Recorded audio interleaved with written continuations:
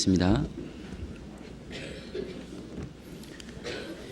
사랑과 은혜가 풍성하신 자비로우시고 거룩하신 살아계신 아버지 하나님, 세상 만민 가운데 특별히 우리를 먼저 불러주시고 주님의 귀한 자녀 삼아주셔서 하늘에 대한 영광스러운 소망을 품고 살 수 있도록 도와주심을 감사드립니다. 항상 우리를 고와 같이 버려두지 아니하시고 주님의 한없는 은혜와 긍휼로서 우리의 갈 길을 가르쳐 보여주시고 주님의 말씀으로 우리의 삶을 더욱 풍요롭게 해주시고 주님의 귀한 복음을 우리의 생애 속에 나타내 주심을 진정으로 감사를 드립니다. 참으로 우리의 나머지 생애가 하나님 앞에 헛되게 되지 않도록 늘 주님의 말씀으로 일깨워 주시기를 주님께 간구드립니다.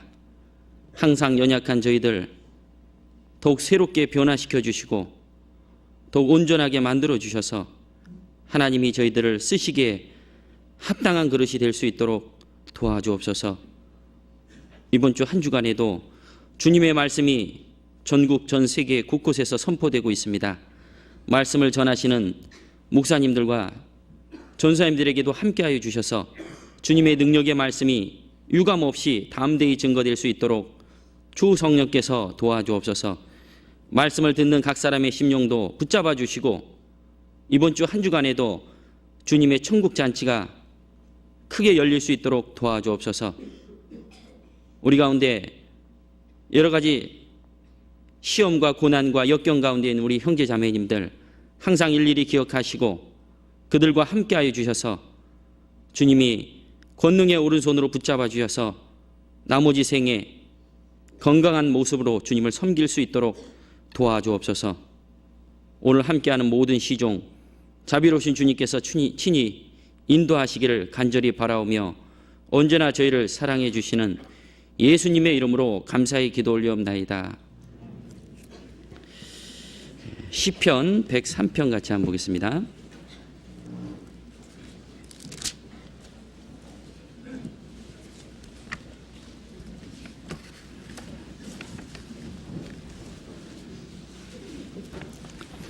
(1절부터) (5절까지)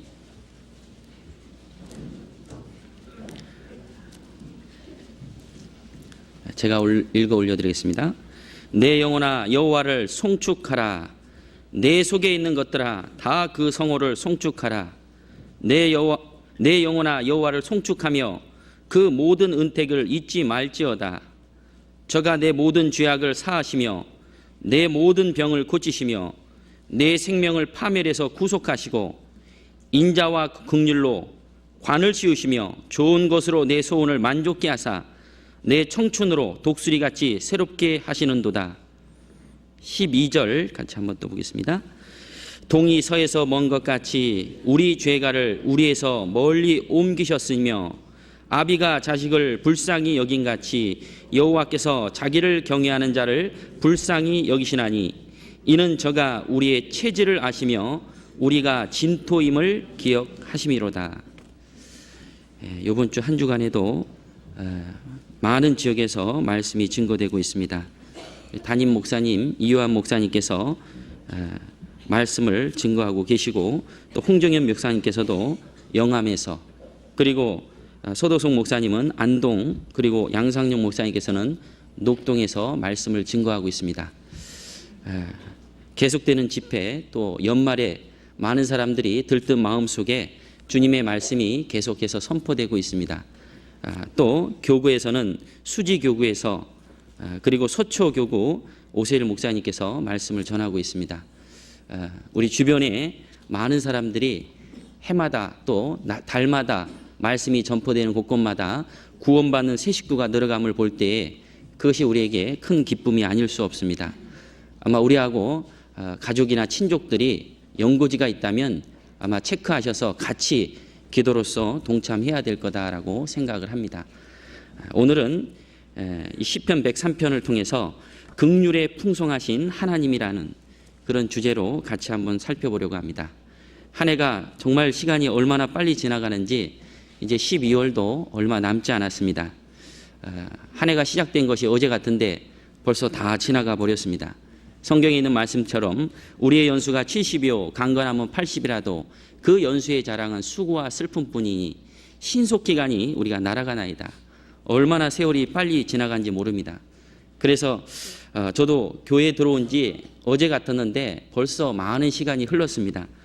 참 교회 밥을 먹는 것이 세월이 얼마나 빠르다는 것을 실감합니다. 물론 밖에서 세상에서 살 때보다 교회 생활하니까 더 많은 시간들이 빨리 지나가는 것을 느끼게 됩니다. 뿐만 아니라 참 이 교회 밥이라는 것이 우리의 삶을 그리고 우리의 체질을 변화시키는 것도 좀 더 느낍니다. 물론 뭐 식사를 얘기하는 것이 아니라 정말 주님의 말씀을 배우게 되면 우리의 체질이 변화되고 우리의 삶이 변화되고 우리의 가치가 변화되는 것을 우리가 볼 수 있습니다. 점점 주님이 오실 날이 너무너무 가까운데 주님 말씀 안에서는 더더욱 빠르다라는 것을 항상 느끼고 살아갑니다. 그래서 그런지 올 한 해도 이제 얼마 남지 않은데 우리에게 주어진 일, 우리가 한 해에 계획되는 모든 일들 아마 한 해가 마무리되기 전에 그것이 다 주 안에서 아마 이루어지면 그것이 우리의 소원이다라고 생각을 합니다. 오늘은 이 긍휼에 풍성하신 하나님이란 주제로 같이 한번 살펴보려고 합니다. 하나님께서는 우리 인생에게 우리 영혼에 대한 긍휼한 마음을 가지고 있습니다. 그래서 많은 사람이 구원받기를 원하시고 또 구원받은 그리스도인들은 아비가 자식을 불쌍히 여기는 것처럼 그 자녀를 긍휼히 여기고 그리고 늘 보호하시는 것을 우리가 이 말씀을 통해서 늘 알고 있습니다. 뿐만 아니라 하나님의 백성은 혹 실수가 있고 또 많은 세상의 죄와 유혹에 빠질 수 있으나 그러나 하나님께서는 긍휼한 마음을 가지시고 하나님의 자녀들, 하나님의 백성들을 회복시키시고 그리고 이 땅에 살아가면서 마땅히 긍휼히 여기지 말아야 될 그런 말씀들도 우리에게 일깨워주고 있습니다. 그래서 긍휼한 마음을 품고 살아가는 것은 이 땅에서도 큰 복이다라고 합니다. 마태복음 5장에도 예수님께서 산상수훈 속에서 우리 인간에게 많은 복을 말씀해 주셨지만 그 중에서도 이 8복 중에 하나 긍휼히 여김을 받는 자가 복이 있다라고 말씀을 하고 있습니다. 그래서 이 세상 살아가면서 긍휼한 마음을 가지고 살아가는 것도 하나님 앞에 복된 삶이다라고 말씀드릴 수 있습니다. 이 긍휼이란 단어는 정말 비참한 상태에 있는 자를 불쌍히 여기는 마음을 긍휼이다라고 합니다. 구약 성경에서는 이 긍휼이라는 것을 표현할 때 히브리어로 명사로 라하밈이라는 단어를 쓰고 있습니다. 그 단어는 아비가 자식을 불쌍히 여기는 것처럼 형이 동생에 대해서 근친적인 정의를 느끼는 그런 마음들, 그것이 바로 긍휼이다라고 합니다. 그리고 신약시대에 와서는 이 긍휼이라는 말씀들이 인자와 자비로 이렇게 번역이 되고 있습니다. 이웃과 그리스도에 향한 은혜로운 마음을 갖는 것, 다른 사람에 대해서 불행을 자신의 아픔으로 느끼는 것, 그런 모든 것들이 바로 긍휼이다라고 말씀할 수 있습니다. 그래서 용서하는 마음, 그리고 악을 갚지 않는 마음, 그리고 자기에게 손해 당하는 모든 일을 그것을 정당화하지 않고 그것을 참고 인내하고 그것을 받아들이는 마음, 그것을 긍휼이다라고 말씀할 수 있습니다. 하나님께서는 우리 인생에 대한 긍휼한 마음을 가지고 있습니다. 그래서 시편 37편 같이 한번 보겠습니다.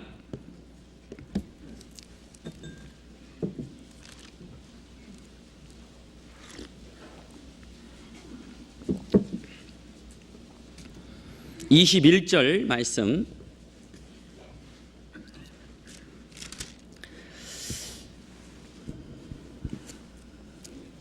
찾으셨으면 같이 한번 읽겠습니다. 악인은 꾸고 갚지 아니하나 의인은 은혜를 베풀고 주는도다. 의인은 은혜를 베풀고 주는도다. 이 성경에 보면 긍휼이라는 단어를 여러 가지 성경 구절을 통해서 우리에게 말씀해 줍니다. 아브라함의 조카 롯이 아브라함과 함께 하나님의 복 가운데 살아야 될 아브라함 조카 롯이 아브라함에게 떠나고 자기 살겠다고 소돔 성으로 내려갔습니다. 그때 많은 아브라함의 조카 롯이 어려움을 당했습니다. 그러나 이 아브라함은 조카 롯을 긍휼히 여기고 조카 롯을 구원하는 모습을 우리가 성경에서 볼 수 있습니다. 그때의 마음을 긍휼이다라고 합니다. 자기 살겠다고 떠나보내는 이 롯을 끝까지 사랑해 주시고 사랑하고 그리고 어려움이 닥칠 때에 찾아가서 그 어려움에서 건져내는 마음, 그것을 긍휼이다라고 합니다. 뿐만 아니라 이 요셉이라는 그 동생을 여러 형들이 팔아가지고 애굽에 팔려가지고 많은 고초를 겪었습니다.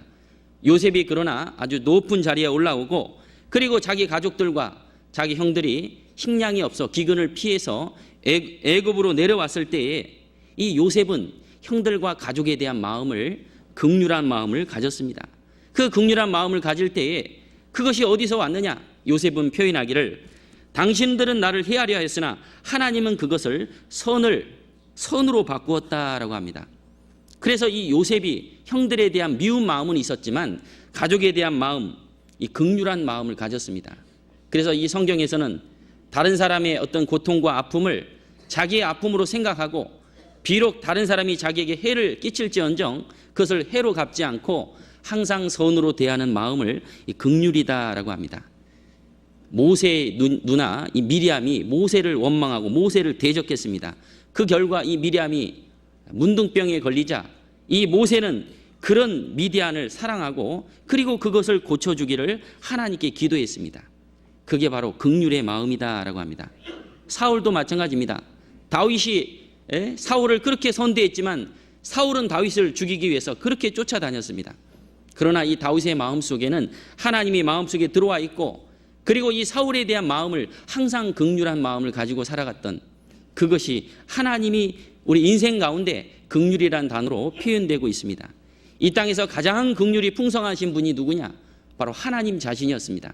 하나님은 우리 인생을 사랑하시고 얼마나 긍휼이 풍성하신지 에베소서 2장에 말씀하기를 긍휼에 풍성하신 하나님이 우리를 사랑하사 풍성 자체이십니다. 그래서 하나님은 우리 인생에 대해서 큰 계획을 가지고 있고 구원하시는 목적을 가지고 있고 지금도 사랑하셔서 한 사람의 영혼이라도 구원하시는 것이 하나님의 뜻이었습니다. 디모데전서 2장 4절에도 하나님은 모든 사람이 구원을 받으며 진리를 알기를 원하신다. 얼마나 많은 사람들이 하나님을 대적하고 지금도 하나님 등지고 살아간 사람이 얼마나 많습니까? 물론 우리 구원받은 그리스도인들도 처음부터 하나님을 믿는 사람은 아니었습니다. 우리도 하나님을 등지고 이사야 53장 있는 말씀처럼 각기 제 길로 갔거늘 여호와께서는 우리를 큰 계획을 가지고 계시고 지금도 하나님의 사랑으로 우리를 구원하시는 것이 하나님의 계획과 목적이다. 그래서 이 에스겔 33장에는 말씀하기를 주 여호와의 말씀에 나의 삶을 두고 맹세하노니 악인의 죽는 것을 하나님은 기뻐하지 아니하는다. 악인까지도 사랑하시고 죄인도 죄에서 돌이켜서 하나님의 그 긍휼하심 속에 돌아오기를 하나님이 원하십니다. 우리 인간의 사랑은 제한적이고 조건적인 사랑이지만 하나님은 아가페적인 사랑으로 지금도 기다리십니다. 그래서 베드로후서에도 말씀하기를 사랑하는 자들아 죽게는 하루가 1000년 같고 1000년이 하루 같은 이 한 가지를 잊지 말라. 얼마나 우리를 사랑하시는지 모릅니다. 예수님의 제자들도 예수님을 쫓아가다가 예수님이 죽자 많은 제자들이 흩어졌습니다. 뿐만 아니라 이 베드로는 예수님을 위해서 죽기까지 하겠다라고 결심했던 이 베드로가 예수님이 제사장에 끌려갔을 때 예수님을 3번이나 부인했습니다. 그런 베드로를 하나님은 주님께서는 사랑해 주셨습니다. 그런 베드로를 용서해 주시고 그리고 이 베드로에게 그 한없는 사랑을 부어주시고 베드로에게 나타나서 말씀하십니다. 시몬 베드로야 네가 나를 사랑하느냐? 베드로는 말씀하기를 예 주께서 아시나이다. 그 주님의 긍휼하심을 몰랐을 때는 그렇게 용감했던 이 베드로, 그러나 자기가 완전히 다 굴복되고 자기가 하나님 앞에 자기의 의와 열정이 다 꼬꾸라지고 하나님을 사랑할 수 없다라는 걸 깨닫고 나서 주님의 그 사랑을 알고 나서 이제 그 사랑을 처음 알았습니다. 예, 주님이 아십니다. 베드로뿐만이 아닙니다. 우리 인간은 하나님을 등지고 살아갑니다. 그 하나님의 긍휼의 힘이 얼마나 풍성하고 크신지 알지 못하고 살아가는 우리 인생이 주님의 그 귀한 사랑을 알게 되면 그 사랑이 얼마나 크다라는 것을 압니다.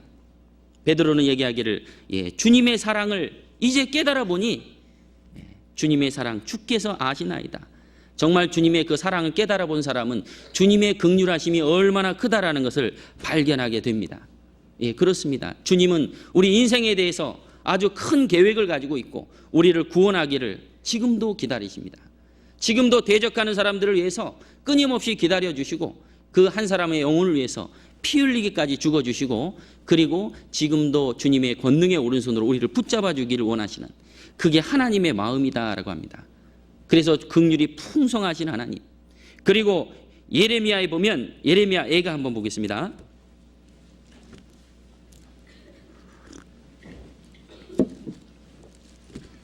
애가 3장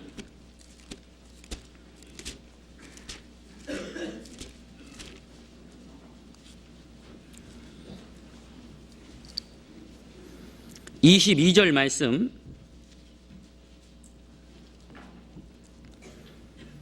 같이 한번 읽어보겠습니다. 여호와의 자비와 긍휼이 무궁하심으로 우리가 진멸되지 아니함이니이다. 예레미야 선지자는 여호와의 자비와 긍휼이 무궁하심으로 얼마나 무궁하시는지 우리가 진멸되지 아니하겠나이다.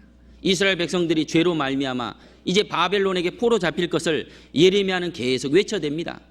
그런 예레미야에게 많은 고초가 왔습니다.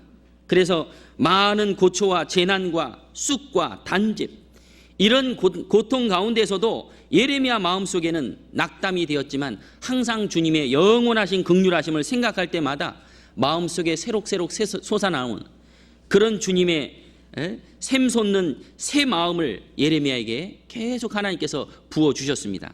이 예레미야는 항상 그런 고난 속에서도 주님께서 다시 회복해 주실 것을 믿었던 겁니다. 주님의 여호와의 자비와 긍휼이 무궁하다. 주님의 자비와 긍휼이 무궁하다라는 것을 이 예레미야 선지자뿐만이 아니라 정말 하나님의 사랑을 깨달은 사람은 얼마나 그 긍휼이 크다라는 것을 잘 알고 있습니다. 다윗도 그랬습니다.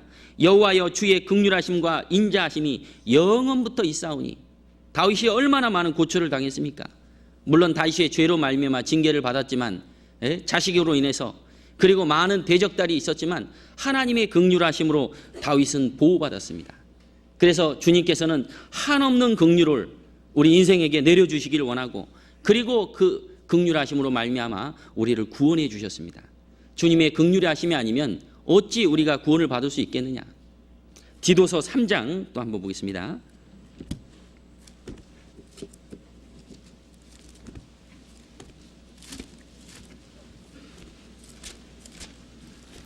(5절) (6절) 말씀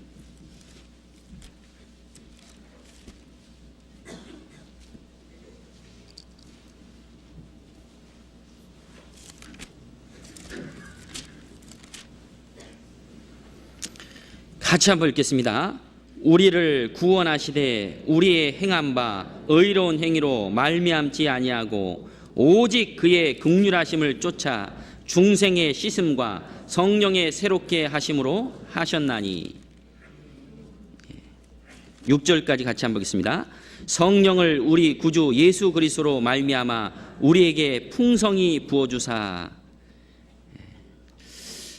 하나님께서 우리를 구원해 주신 것은 주님의 긍휼하심 때문에 그렇다. 정말 주님의 긍휼하심을 깨닫는 자는 그 하나님의 그 귀한 사랑을 깨닫게 됩니다. 그래서 하나님의 긍휼을 부어주기 전에 반드시 우리가 알아야 될 말씀들이 있다면 하나님 앞에 나오는 사람은 자기의 죄가 얼마나 크다라는 것을 발견합니다. 자기의 죄를 발견하지 않은 사람은 그 긍휼하심을 알 수가 없습니다. 구원을 받는다, 영생을 얻는다라는 것은 바로 죄를 해결하는 말씀입니다. 우리가 하나님 앞에 나왔을 때에 하나님이 살아계신 것이 믿어지고 죄를 발견하는 사람이 그 죄로부터의 영원한 탕감을 받습니다. 주님은 우리의 죄를 가르쳐 주시고 우리가 얼마나 큰 죄인이라는 걸 깨닫는 사람, 그 사람이 바로 주님의 긍휼하심을 받게 됩니다. 그리고 나서 그 하나님 앞에 부르짖는 심령 속에는 하나님이 만나주겠다. 근데 많은 사람들이 왜 주님의 긍휼하심과 구원을 받지 않느냐면 자기의 죄를 깨닫지 못합니다. 죄를 깨닫지 않으면 주님의 그 긍휼하심을 알기가 어렵습니다. 호세아도 이렇게 말씀하고 있습니다. 호세아 5장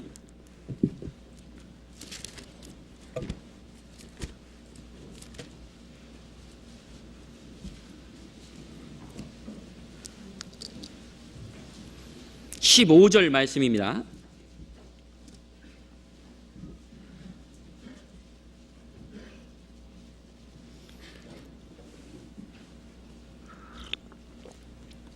같이 한번 읽어보겠습니다. 내가 내 곳으로 돌아가서 저희가 그 죄를 뉘우치고 내 얼굴을 구하기까지 기다리라. 저희가 고난을 받을 때 나를 간절히 구하여야 이르기를. 거기까지입니다.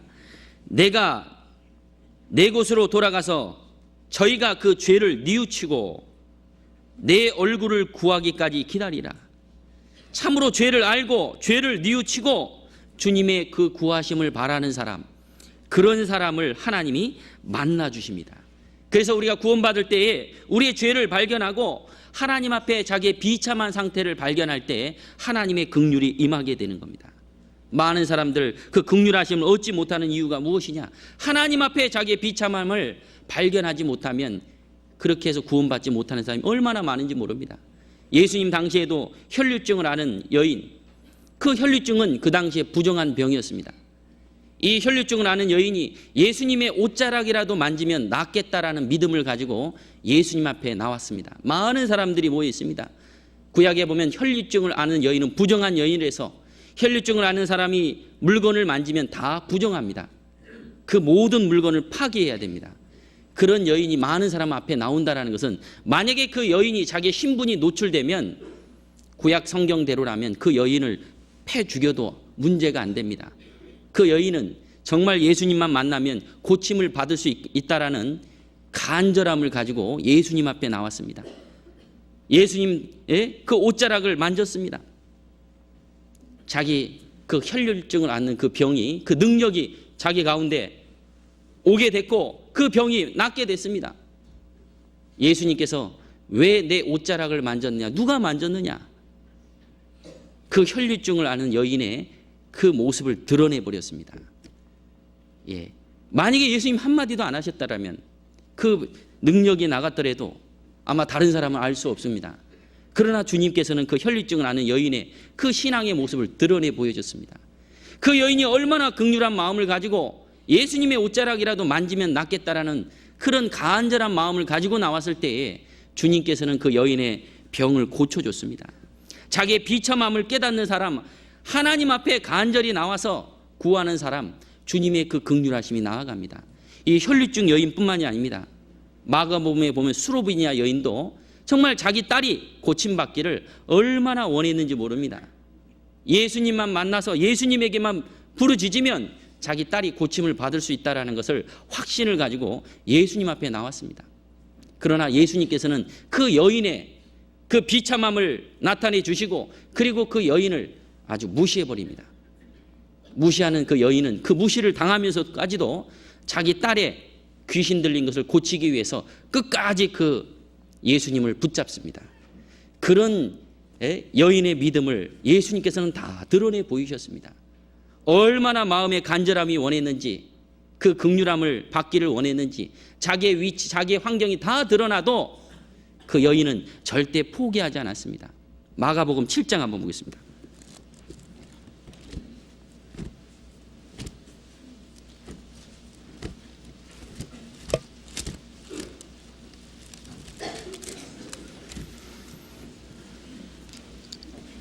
(24절) 말씀. 예수께서 일어나사 거기를 떠나 두로지경으로 가서 한 집에 들어가 아무도 모르게 하시려 하나 숨길 수 없더라. 이에 더러운 귀신 들린 어린 딸을 둔 한 여자가 예수의 소문을 듣고 곧 와서 그 발 앞에 엎드리니 그 여자는 헬라인요 스로보니게 족속이라. 자기 딸에게서 귀신 쫓아주시기를 간구하거늘 예수께서 이르시되 자녀로 먼저 배불리 먹게 할지니 자녀의 떡을 취하여 개들에게 던짐이 마땅치 아니하니라. 한마디로 수로보니아 여인, 이방인 여인을 아주 개처럼 취급했던 겁니다. 자녀의 떡을 취해서 개들에게 던짐이 마땅치 않는다. 28절에 여자가 대답하여 가로되 주여 올소이다마는 상 아래 개들도 아이들의 먹던 부스러기를 먹나이다. 예, 옳습니다. 자기의 그 무시하는 그 모든 얘기를 듣고 예수님 앞에 매달리는 모습을 우리가 성경을 통해서 볼 수 있습니다. 그런 여인의 마음을 하나님이 드러내 보이셨습니다. 드러내 보이시고 그리고 그 여인의 딸을 고쳐주셨던 거예요. 이 정도라면요 아마 인격적으로는 큰 손상을 받았던 겁니다. 그러나 이 여인은 예수님을 붙잡았던 거예요. 주님이 긍휼을 나타내기 위해서는 우리 인간의 비참함을 깨닫게 하시고, 그리고 거기서부터 하나님께 간구하는 사람, 그런 사람을 붙잡습니다. 우리 시대에도 구원받을 때 하나님 앞에 간절히 매달리는 사람, 하나님의 긍휼로 우리를 구원해 주십니다. 저는 이 여인이 얼마나 큰 믿음이 있다라는 것을 알게 됐습니다. 제가 3년 전에, 지금부터 한 4년 됐습니다, 수양회에서 다 끝나고 마지막 날 이제 돌아가는 날인데, 운영 봉배에서 한 귀신 들린 어머니를 모시고 한 젊은 여자분이 그렇게 간절히 구원받기를 옆에서 기도하는 모습을 봤습니다. 근데 귀신 들린 그 어머니를 쫓기 위해서 주변 환경을 아랑곳하지 않고 계속해서 부르짖는 것을 봤습니다. 얼마나 시끄러웠는지 주변 사람들이 한 번씩 다 들여다봤습니다. 근데 그 여성은 그런 것 아랑곳하지 않고 계속해서 소리를 질렀습니다. 그때 소리 질렀던 것이 나가라, 이런 소리였어요. 나가라, 귀신 나가라고. 근데 저는 뒤에서 보니까 젊은 분이 자기 체면도 아랑곳하지 않고 그냥 귀신아 나가라 하고 막 소리를 지르는 거예요. 야, 저분은 자기 엄마 저렇게 전도하려고 그렇게 소리를 지르는구나. 알고 봤더니 자기 어머니가 아니었습니다. 시어머니였습니다. 그런데 그 시어머니, 귀신 들린 시어머니를 어떻게 하든지 쫓아내려고 그렇게 부르짖는 모습을 보고 저는 이 수로보니가 여인의 생각이 났습니다. 정말 자기 환경, 주변 환경 아랑곳하지 않고 오직 구원받기를 간절히 원하는 그런 마음들, 아마 그 마음이 좀 비춰졌습니다. 그래서 그런 것이 감동이 되어서 그런지 이제 주변에 전도사님들이 그것을 보고 한 사람 두 사람 붙게 되었습니다. 왜냐하면 귀신 들린 사람이니까 이제 한두 사람 갖고는 안 되니까 여러 사람이 모인 거예요. 저도 마음이 이제 동해져 가지고 같이 그 자리에 들어갔습니다. 근데 귀신 들린 사람은 구원받은 그리스도인들을 잘 안답니다. 제가 그 방에 딱 들어가자마자 그 아주머니께서 갑자기 저를 탁 째려다 보는 겁니다. 얼마나 놀랐는지. 귀신 들린 아주머니가 보면 귀신이 꼭 저한테 올 것 같아요. 물론 이제 믿음이 있어서 그렇진 않지만 그 아주머니가 하는 얘기가 왜 왔어? 깜짝 놀랐습니다. 그분이 알아보는 거예요. 구원받은 사람들 다 알아봅니다. 그리고 나서 이제 귀신 쫓으려고요, 뺑 둘러 앉았어요. 왜냐하면 그 며느리가 그 시어머니 귀신 쫓으려고 얼마나 소리를 질렀는지 옆에 사람들이 다 감동이 돼갖고 이제 다 모였습니다. 그래서 황급히 이제 생 귀신이 들어갔으니까 우리 힘으로 안 되니까 이제 좀 연세 드신 목사님 모셔야 되겠다. 근데 한참 상담일에서 모실 수가 없었습니다. 그래서 이제 저도 이제 교회 들어온 지 얼마 안 됐어. 이제 어떻게 쫓아내는지. 그때 한 전도사님이 이제 찬송을 부르면 나간다고 합니다. 그래서 찬송을 이제 부르기 시작했습니다. 물론 모 교회 전도사님이신데 찬송의 박자가 좀 틀렸습니다. 그 아주머니께서요, 갑자기 하시는 말씀이 찬송도 못하냐?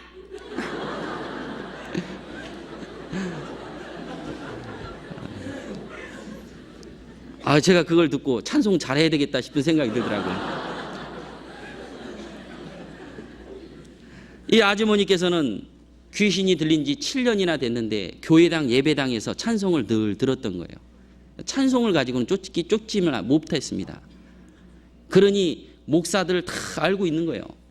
목사들도 다 그 뒤에 귀신이 붙어 있다는 걸 다 압니다. 아무리 해도 쫓아 나갈 줄 아는 거예요. 그러나 구원받은 그리스도인들이 많이 모여서 함께 기도하니까 얼마나 이 귀신 들린 아주머니가 부대끼든지 계속해서 부대끼면서 막 거품이 물고 이렇게 모습이 이제 보여졌습니다. 그리고 나서 이제 기도하기 시작했어요. 그리고 계속 기도하니까 이 귀신이 이제 도저히 버티다 못 버티다가 잠깐 나갔어요. 그때 이제 목사님들이 오셔가지고 말씀을 일러줬어요. 근데 그 모습을 바라보면서 정말 그 어머니를 전도하고 귀신을 쫓고자 하는 간절한 마음, 그것을 그렇게 간절히 원했기 때문에 주변 사람들이 그것이 동해지고, 그리고 하나님의 능력이 나타나는 그 모습을 우리가 성경에서 뿐만이 아니라 실제 삶 속에서도 나타납니다. 정말 구원받기를 원하는 사람은 누구라도 붙잡고 이 문제를 해결하고 합니다. 다음으로 미루지 않습니다. 그렇게 마음의 자기의 비참한 상태를 깨달은 사람은 하나님께서 긍휼히 여겨주시고 그리고 그 사람을 건져주시는 것이 하나님이 하시는 일이다. 하나님은 우리 인생에 얼마나 긍휼한 마음을 가지고 지금도 구원해 주시기를 원하는지, 그러나 우리 인간이 그렇게 하나님께 매달리지 않기 때문에 그런 긍휼이 나타나지 않는 겁니다. 시편 85편 한번 보겠습니다.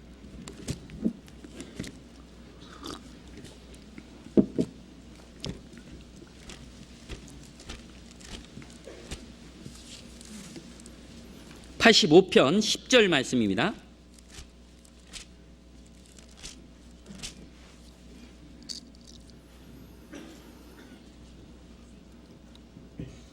같이 한번 읽겠습니다.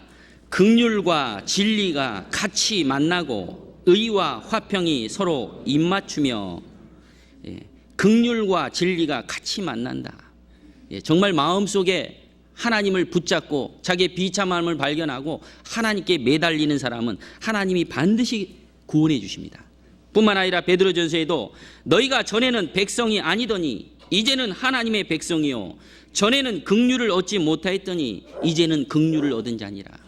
하나님의 긍휼을 받은 사람, 정말 주님께서 우리를 사용하실 때도 우리를 비참함을 발견하게 하시고 그 비참함을 깨닫는 사람을 하나님이 건져주십니다. 하나님께서 그 유명한 바울 사도를 들어 쓰실 때도 하나님이 그 바울 사도가 아무것도 할 수 없는 그 비참한 처지까지 내려놨습니다. 그리고 나서 이 바울은 하나님이 쓰셨던 겁니다. 디모데전서 1장 또 한번 보겠습니다.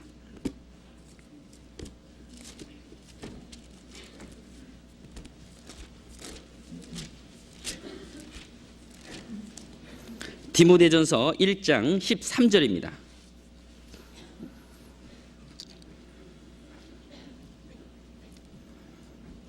내가 같이 한번 읽겠습니다. 내가 전에는 회방자요 핍박자요 폭행자였으나 도리어 긍휼을 입은 것은 내가 믿지 아니할 때 알지 못하고 행하였습니다. 하나님을 모르고 예수님을 모르고 행했을 때는 핍박했습니다. 대적했습니다. 그 살기 등등한 모습으로 예수 믿는 사람을 핍박했어요. 그러한 바울 사도를 예수님께서 완전히 치셨습니다. 완전히 꼬꾸라뜨려지고 두 눈을 멀게 하고 그리고 사람에 끌려가지고 겨우 사람에 끌려가지고 다메섹으로 인도를 받았습니다. 바울 사도는 하나님의 도움이 없으는, 하나님의 능력이 없으는 아무것도 할 수 없는 사람이 되어버렸어요. 바울 사도께서 자기 양 눈이 그렇게 멀어지고 나서 사흘 동안을 하나님 앞에 식음을 전폐하고 간절히 기도했습니다. 그때 예수님께서 바울의 눈을 떠주게 했어요. 자기가 아무 하나님 앞에 정말 무가치한 존재라는 것까지 내려놓고 그리고 나서 하나님 앞에 간절히 부르짖는 그 사울을 하나님이 들어서 그 눈을 뜨게 하시고 하나님의 일꾼을 삼아 주셨습니다. 그래서 하나님께서는 우리를 긍휼히 여겨주시고 우리가 하나님 앞에 비참한 상태라는 걸 깨닫는 사람을 하나님이 들어주십니다. 그리고 그 사람을 사용하시는 거예요.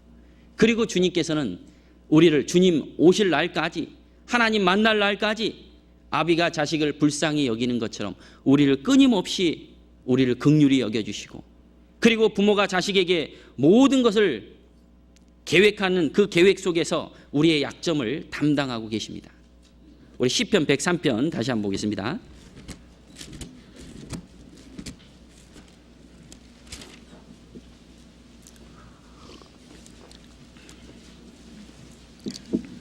(12절에) 동이 서에서 먼 것 같이 우리 죄가를 우리에게서 멀리 옮기셨으며 아비가 자식을 불쌍히 여김같이 여호와께서 자기를 경외하는 자를 불쌍히 여기시나니. 14절은 같이 한번 읽겠습니다. 이는 저가 우리의 체질을 아시며 우리가 진토임을 기억하심이로다. 하나님께서는 구원받는 것만으로 끝나는 것이 아니라 구원받고 난 이후부터도 계속해서 우리를 아비가 자식을 불쌍히 여기는 것처럼 우리를 긍휼히 여겨주신다. 왜? 하나님이 우리의 체질을 아신다. 우리가 얼마나 연약한 존재고 우리가 얼마나 하나님 앞에 그 환경적인 영향에 의해서 우리의 믿음이 약하다는 걸 우리는 수시로 발견합니다. 왜? 주님께서 그런 연약한 존재를 하나님이 들어 쓰시고 그리고 끝까지 우리를 긍휼히 여겨주신다. 부모는 자식의 그 약한 부분 그리고 자식의 결점들, 그것을 부모가 잘 압니다. 그래서 그 약하고 결점들을 항상 채워주고 그리고 부모가는 자식에 대한 계획을 늘 가지고 있습니다. 그것처럼 하나님께서는 우리의 약함, 우리의 결점, 그것을 가지고 하나님은 우리의 그 약함과 결점을 하나님의 긍휼하심으로 우리를 붙잡고 있다. 그리고 주님 보시기에 우리의 약함을 하나님이 끊임없이 우리를 긍휼히 여기셔서 주님 나라에 갈 때까지 우리를 계속해서 사용하고 있습니다. 어떤 심한 병에 걸린 한 어린아이가, 아버지는 비록 그 아이가 한마디도 말을 할 수 없는 상황일지라도 그 아이를, 자기의 자식을 도와주고자 하는 것이 그것이 아버지의 마음이랍니다. 그러나 이 아버지의 마음은 아이의 마음을 다 헤아리기 어렵답니다. 그러나 그 어머니의 마음은 그 아이가 말을 한마디 하지 않아도 그 아이의 모습을 보면서 아이가 무엇을 원하는지, 그리고 아이가 어떠한 도움을 구하는지 그 어머니는 다 안답니다. 그리고 그 아이에게 말하지 않아도 어머니는 알아서 그 아이의 모든 것들을 다 채워준답니다. 예, 그렇습니다. 주님께서도 우리에게 모든 체질을 아시고 우리가 진토임을 잘 알기 때문에 우리의 필요한 것들을 하나님이 다 아십니다. 그리고 우리를 긍휼히 여겨주시고 그리고 우리를 도와주시는 것이 하나님의 뜻입니다. 우리는 주님을 알면 알수록 우리가 얼마나 연약한 존재라는 것을 성경을 통해서 발견합니다.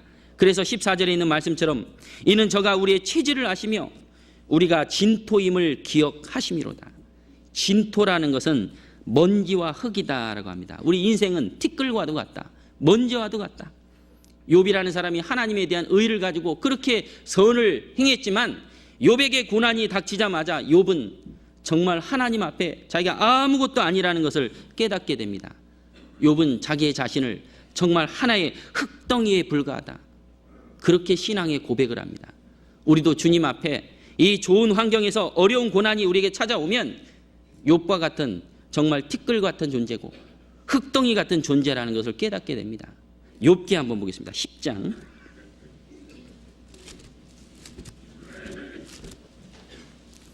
욥기 10장입니다. 9절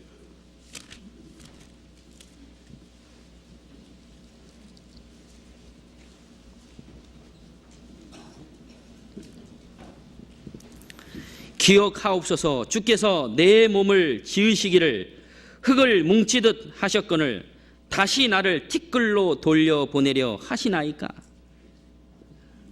정말 흙덩이 뭉쳐가지고 이런 많은 고난 가운데에서 이제 저를 티끌로 돌려보내실 겁니까? 예, 우리도 욥과 같이 그런 어려운 고난이 찾아오면 티끌과 같은 존재라는 것을 우리는 발견합니다. 하나님께서는 우리의 모든 체질을 아시고 우리가 진토임을 기억하시고 그리고 그 고난을 허락하심은 이제 우리의 연약함을 발견하고 주님의 그 긍휼하심을 바라보기를 하나님이 그것을 원하십니다. 시편 기자는 말씀하기를 고난당하는 것이 내게 유익이라. 이로 인하여 내가 주의 율례를 배우게 되었나이다. 그 고난을 나에게 찾아온다면 우리는 그 고난을 뛰어넘을 수 있는 힘이 아무도 없습니다. 그 고난 앞에 주저앉고 그 고난 앞에 넘어지는 우리의 자신을 발견하면서 주님께서 그 고난을 통과시키고 나면 그제야 주님의 율례가 하나하나 깨달아갑니다.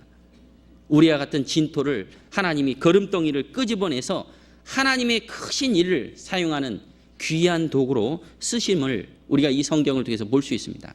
사무엘상 또 한번 보겠습니다. 2장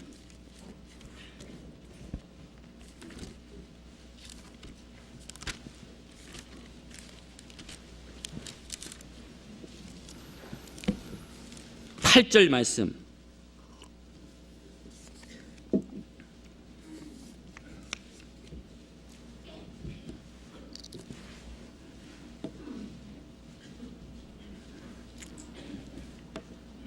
(7절부터) 여호와는 가난하게도 하시고 부하게도 하시며 낮추기도 하시고 높이기도 하시는도다. 8절은 같이 한번 읽겠습니다. 가난한 자를 진토에서 일으키시며 빈핍한 자를 거름더미에서 드사 귀족들과 함께 앉게 하시며 영광의 위를 차지하게 하시는도다. 땅의 기둥들은 여호와의 것이라 여호와께서 세계를 그 위에 세우셨도다.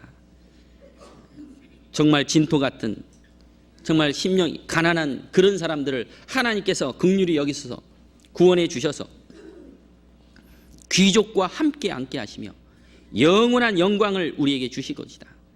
우리의 그 진토를 하나님은 들어 쓰시고 그리고 영광스러운 곳으로 우리를 끌어가신다. 우리는 하나님을 알면 알수록 우리의 모습이, 신앙의 모습이 얼마나 작다라는 것을 깨닫게 됩니다. 바울사도는 내가 죄악 중에 괴수다, 지극히 성도, 모든 성도보다 지극히 작은 자다라고 말하고 있습니다. 우리는 하나님 앞에 그 진토, 우리의 체질을 아시는 그 주님, 그 긍휼하심 속에 있을 때 우리는 주님의 능력을 받게 됩니다.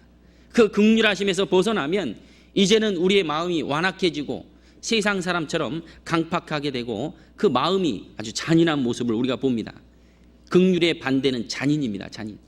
이 세상 사람들은 얼마나 완악하고 잔인한지, 자기 중심적이고 자기의 유익, 자기만을 위해서 사는 사람, 그것이 이 세상 사람들의 마음입니다. 이스라엘 백성들이 죄악이 많자 바벨론을 들어서 이스라엘 백성을 심판했습니다. 근데 이 바벨론이라는 나라도 얼마나 죄가 많은지, 너무너무 잔인해서 하나님이 메데파사라는 나라를 들어서 바벨론을 심판했는데 메데라는 나라 자체도 너무너무 죄악이 많았습니다. 이 세상 사람이 얼마나 악한지 모릅니다. 흔히 속된 말로 세상에 나가면 잠깐 눈 감으면 코를 베어간답니다. 그렇게 악해 있습니다. 교회 안에 있을 때는 모르는데 세상 사람들하고 부딪혀 보면 얼마나 그 악이 발해 있는지, 왜? 주님의 그 긍휼하심을 알지 못하기 때문에 그렇습니다. 하박국서 한번 보겠습니다. 하박국입니다.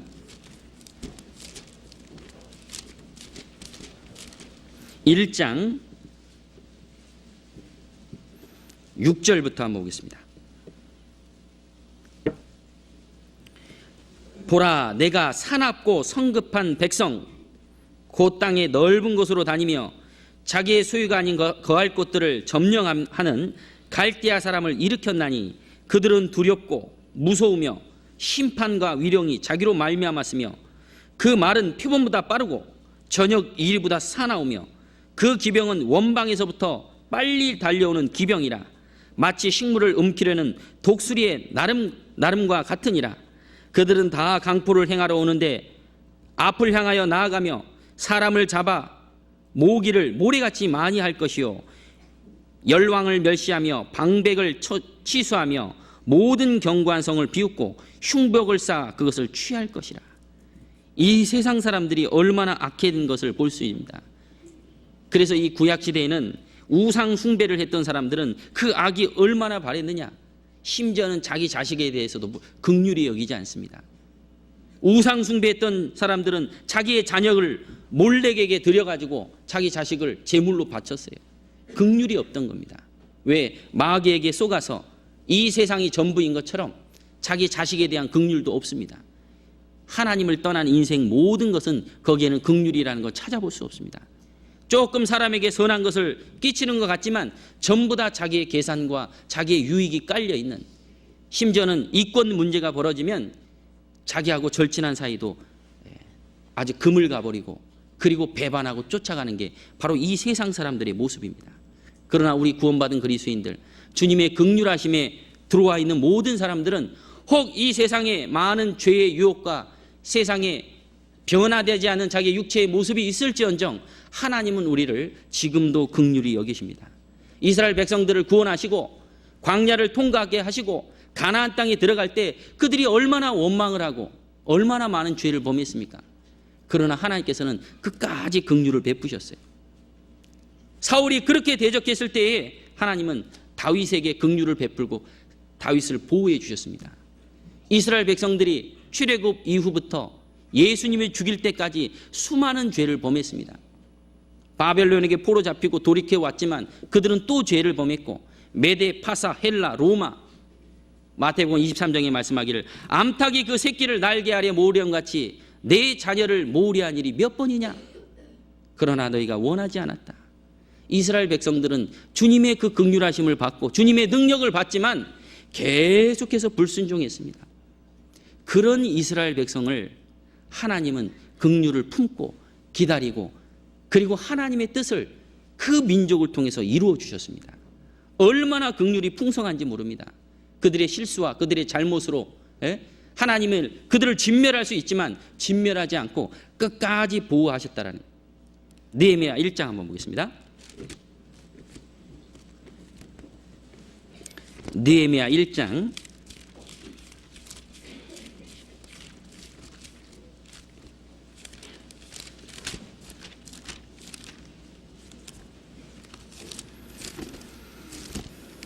5절 말씀입니다. 느헤미야 1장 5절.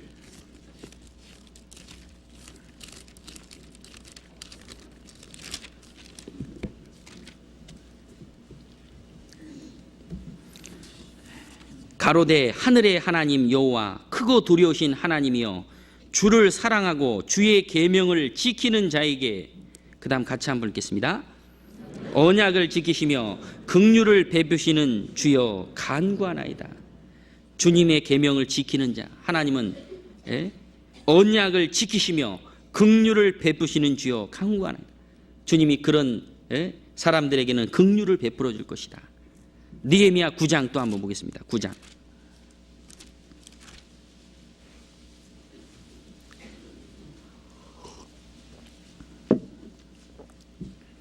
19절 말씀.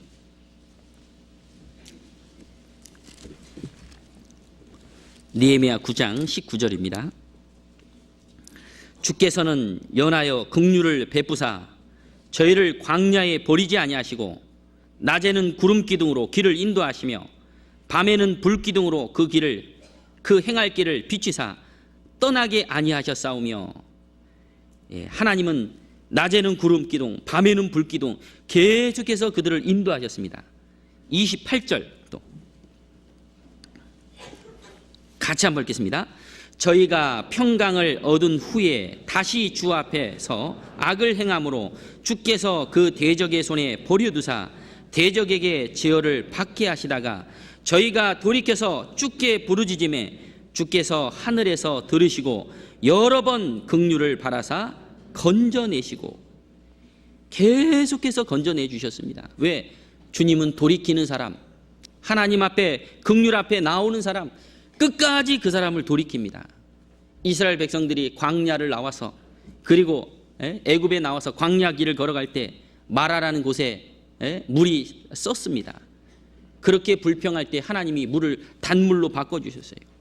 엘림을 통과해서 흰 광야에 들어갔을 때 그들은 또 원망하기 시작합니다. 애굽의 생각을 하고, 그래도 그들에게 하나님은 그들의 원하는 것을 들어주셨습니다. 르비딤이라는 곳에 갔을 때 목말라 죽겠다고 원망했습니다. 하나님께서는 그들에게 또 물을 터쳐주셨습니다. 시내산에 모세가 십계명을 받으러 갈 때 그들은 하나님이 인도하시는 그 기적과 능력을 받지만 우상숭배, 소를 형상화 만들어가지고 우상숭배를 했습니다. 그렇게 능력을 경험했던 사람들이 우상숭배에 빠지게 되고 오히려 하나님을 떠나게 됩니다. 모세라는 사람이 십계명을 가지고 내려와서 그들의 우상숭배에 빠지고 많은 사람이 죄 가운데 있어서 십계명을 깨버렸습니다. 하나님의 그 법을 가지고 그들의 죄 앞에 가면 전멸입니다. 그러나 하나님이 그들을 용서하시고 또 기다려 주셨어요. 그러나 그들은 계속해서 죄를 범합니다.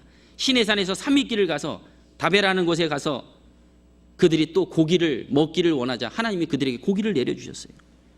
메추라기와 만나를 주시고 그들이 원하는 것을 다 주셨지만 그들은 그 마음속에 있는 그 불평과 불만을 계속해서 토합니다. 그들이 그 메추라기를 입에서 씹고 코에 냄새가 나도록 주었는데 그들이 계속되는 원망으로 인해서 하나님이 그들을 쳐버렸습니다. 그러나 그들을 사랑하시고 끝까지 그 가나안 땅까지 약속으로 들어갔습니다. 가데스라는 곳에서도 하나님이 약속의 땅을 주겠다고 약속했지만 10명의 점탕꾼들은 전부 다 원망했습니다. 그런 원망하는 그 일 때문에 하나님의 일이 망가졌어요. 그런 이스라엘 백성들의 죄를 하나님은 끝까지 주님의 그 긍휼하심을 바라보고 살아가는 그런 사람을 통해서 하나님의 일이 계속 이루어져 갔습니다.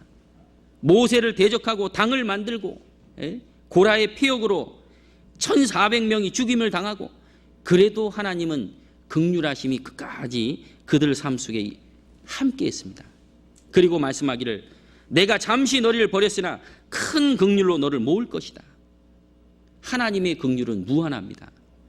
우리가 주님 품을 잠깐 떠날 수는 있고 잠깐 죄를 범할 수는 있지만 하나님의 긍휼 안에 다시 돌아온다면 하나님께서는 그 긍휼로 우리를 받아주실 것이다.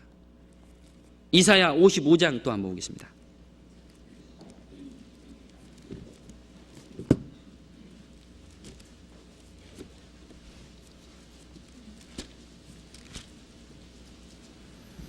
이사야 55장 7절 말씀.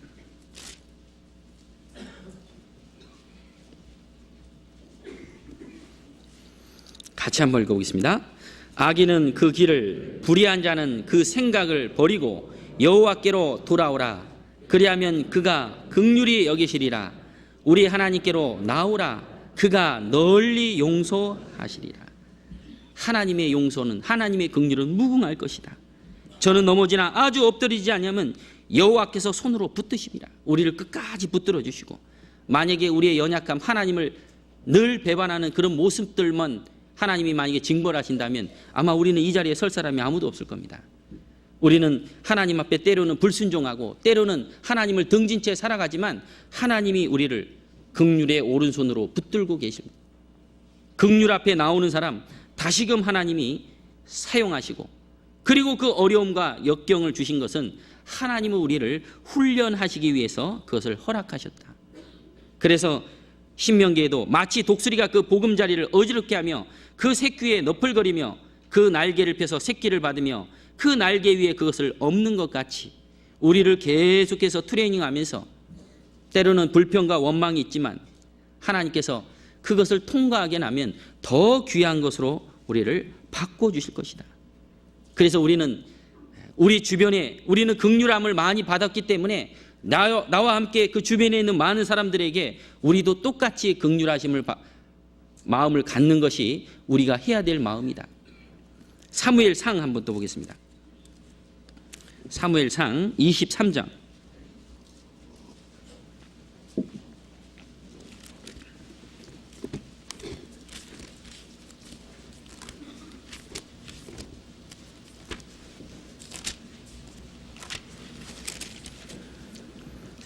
21절 말씀입니다.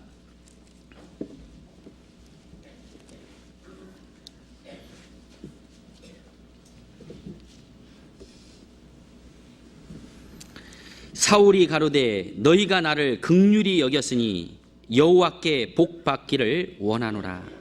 사울은 그렇게 다윗을 대적하고 죽이려고 쫓아갔지만 다윗은 사울에 대한 긍휼한 마음을 가졌습니다. 왜? 하나님의 긍휼을 받았기 때문에 그랬습니다. 우리도 다윗처럼 순간순간 주님의 요구하신 것을 행치 못할 때가 많지만, 다른 사람의 허물이 보일지 모르겠지만 주님의 긍휼하심을 받은 사람, 똑같은 마음으로 긍휼하심을 품고 살아가는 것이, 그것이 바로 하나님에게 복받을 사람이다라고 합니다. 그리고 잠언에도 말씀하기를 의인은 가난한 자의 사정을 알아주나 악인은 알아줄 지식이 없느니라. 의인은 상대방의 마음을 헤아립니다. 상대방이 어떤 어려움을 가지고 있는지, 상대방이 무엇을 원하는지, 상대방이 어떤 공경에 처해 있는지 그 마음을 헤아리고 그 사람을 위로합니다. 왜? 긍휼을 갖고 있기 때문에 그렇습니다. 상대방의 마음을 헤아리지 않습니다.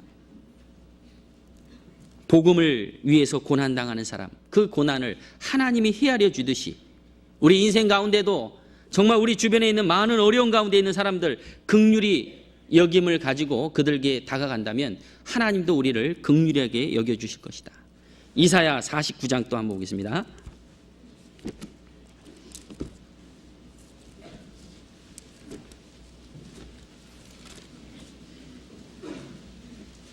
(13절)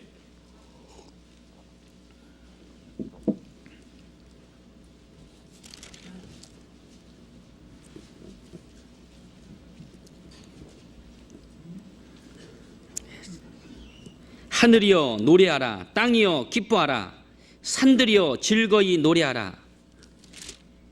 여호와가 그 백성을 위로하였은즉 그 고난 당한 자를 긍휼히 여길 것임이라. 15절은 같이 한번 읽겠습니다.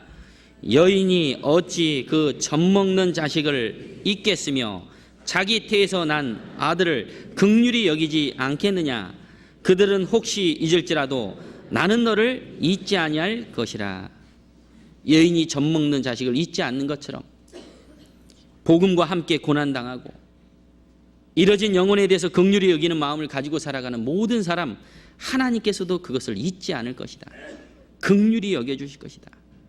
얼마나 복음 전할 때 무시를 당하고 얼마나 복음 전할 때 그 사람으로 하여금 좋지 않은 얘기를 당하는지 모릅니다. 그러나 그 사람은 알지 못하기 때문에 우리는 그 사람을 불쌍히 여기고 또다시 그 복음을 전합니다. 많은 고난 가운데 그 어려움을 당하는 그 모습 속에 하나님이 우리를 긍휼히 여겨주신다. 우리의 실수가 있고 우리의 부족함이 있지만 그 실수와 부족함을 우리는 생각지 말고 바로 주님의 긍휼하심을 입고 또 나아갑니다. 주님이 또 다른 생명을 구원하시는 그 역사를 이루어 가십니다. 그러나 하나님 앞에 가나안 땅에 들어가면 긍휼히 여기지 말아야 될 것을 이스라엘 백성들하고 약속을 해줍니다. 너희가 가나안 땅에 들어갈 때는 이런 것은 긍휼히 여기지 말라. 반드시 진멸해야 될 것을 하나님이 이스라엘 백성들에게 언약을 세워줬습니다. 그들은 그 언약을 그 말씀 속에서 지켜야 됩니다. 지키지 않으면 많은 문제가 생깁니다. 긍휼히 여기지 말아야 될 부분들, 신명기 7장 한번 보겠습니다.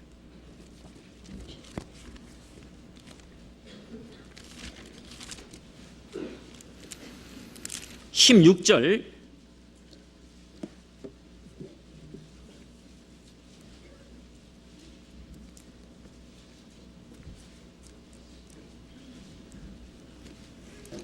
내 하나님 여호와께서 내게 부치시는 모든 민족을 내 눈이 긍휼히 보지 말고 진멸하고 그 신을 섬기지 말라.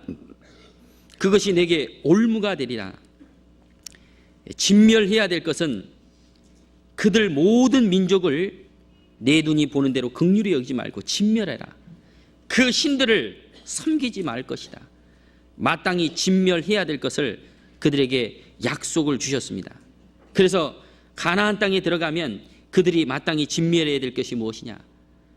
성경에는 말씀하기를 첫 번째는 그 족속과 함께 타협하지 말아라.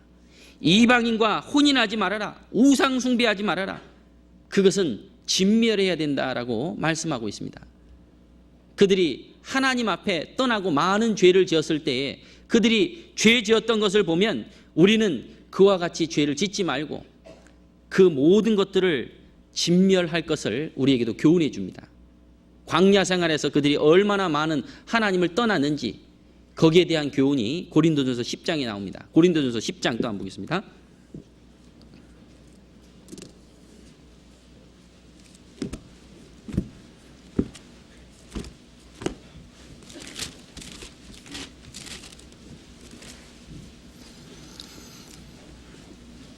(5절) 말씀에 그러나 저희의 다수를 하나님이 기뻐하지 아니하신 거로 저희가 광야에서 멸망을 받았느니라. 그런 일은 우리의 거울이 되어 우리로 하여금 저희가 악을 즐겨한 것 같이 즐겨하는 자가 되지 않게 하려 함이니 저희 중에 어떤 이들과 같이 너희는 우상 숭배하는 자가 되지 말라. 기록된 바 백성이 앉아서 먹고 마시며 일어나서 뛰논다 함과 같으니라. 저희 중에 어떤 이들이 간음하다가 하루에 23,000명이 죽었나니 우리는 저희와 같이 간음하지 말자. 저희 중에 어떤 이들이 주를 시험하다가 뱀에게 멸망하느니 우리는 저희와 같이 시험하지 말자. 10절은 같이 한번 읽겠습니다. 저희 중에 어떤 이들이 원망하다가 멸망시키는 자에게 멸망하느니 너희는 저희와 같이 원망하지 말라. 11절에 저희에게 당한 이런 일이 거울이 되고 또한 말세를 만난 우리의 경계로 기록되었느니라. 이스라엘 백성들이 얼마나 많은 하나님의 그 징벌을 받았는지 모릅니다. 그리고 가나안 땅에 들어갔을 때 그들에게 언약하기를 그 가나안 족속과 타협하지 말아라. 이방인하고 혼인하지 말라. 뿐만 아니라 우상 숭배를 하지 말할 것이다. 간음하는 자들 그리고 시험하지 말아라. 그리고 하나님 앞에 원망하지 말아라. 주님을 따라가는 데 있어서는 우리에게 이런 여러 가지 것들, 그것이 하나님을 멀어지게 하는 요소가 될 것이다. 예, 그렇습니다. 이 일곱 족속과 타협하지 말아라는 것은 이 세상 구원받은 그리스도인들은 너희는 믿지 않는 자들과 멍에를 같이 하지 말라. 믿지 않는 자와 멍에를 같이 하게 되면 많은 문제가 생깁니다. 어려움이 찾아오고 사업에 많은 문제가 생기면 우리는 슬그머니 세상 사람과 타협하는 마음이 생깁니다. 하나님이 그것을 금해 놓으셨어요. 주님을 믿고 주님의 신실함을 기다리고 주님이 주시는 것을 우리는 쫓아가야 될 것이다. 그런데 어려움이 닥치면 도움을 주님께 구하는 것이 아니라 바로 세상의 많은 육신적인 부분을 가지고 도움을 구합니다. 그때 그것이 올무가 됩니다. 뿐만 아니라 이방인과 혼인하지 말라. 그것은 우리 시대